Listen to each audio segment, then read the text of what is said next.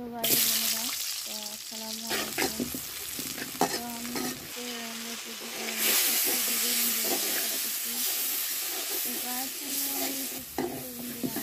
আবার খিচুড়ি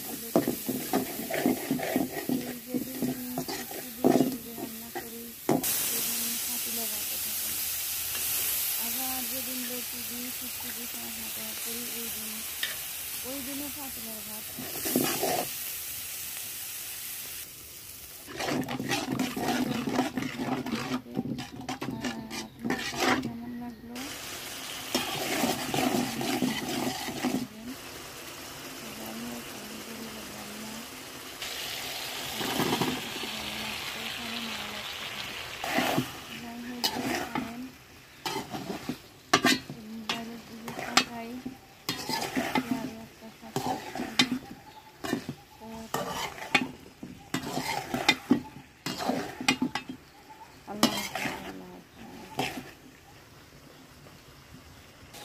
তো আসসালামু আলাইকুম।